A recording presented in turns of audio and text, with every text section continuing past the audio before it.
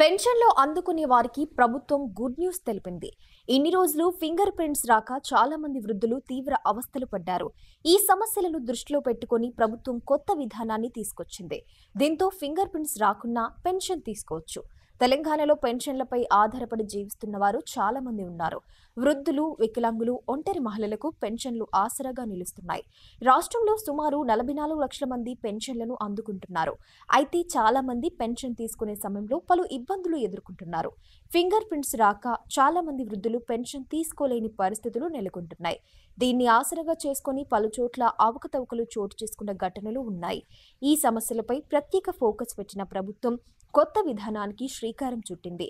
Facial recognition విధానాన్ని తీసుకొచ్చింది. చాలా మంది వృద్ధుల వేళ్ల రేఖలు పోవడం వల్ల ఫింగర్ ప్రింట్స్ సరిగ్గా రావడం లేదు. అందుకే ఫేషియల్ రికగ్నిషన్ విధానాన్ని అమలు చేయనుంది. తొలి దశలో పోస్టాఫీసులో పెన్షన్లు తీసుకునే 23 లక్షల మందికి దీన్ని అమలు చేయనున్నారు. బ్యాంకుల్లో పెన్షన్లు తీసుకుంటున్న 21 లక్షల మంది మాత్రమే పాత విధానంలో పెన్షన్లు తీసుకోవాల్సి ఉంటుంది. ఫేషియల్ రికగ్నిషన్ విధానానికి సంబంధించి ప్రభుత్వం ఒక యాప్ను తెచ్చింది. పోస్ట్ మాస్టర్లు, పంచాయతీ సెక్రటరీలు, బిల్ కలెక్టర్లకు దీనిపై ట్రైనింగ్ కూడా ఇచ్చింది. అంతేకాకుండా పోస్ట్ మాస్టర్లకు కొత్త ఫోన్లను అందించనుంది. ఇక ప్రాసెస్ ఎలా ఉంటుందంటే, పోస్ట్ ఆఫీస్లో పెన్షన్ తీసుకోవడానికి వెళ్లిన వారి ఫోటో తీసి ఆధార్తో చెక్ చేసి యాప్లో అప్లోడ్ చేస్తారు. ఆ తర్వాత వారికి పెన్షన్ అందిస్తారు. ఎవరికైనా ఫోటో తీయలేని పరిస్థితి ఉంటే బయోమెట్రిక్ ద్వారా పెన్షన్ ఇస్తారు.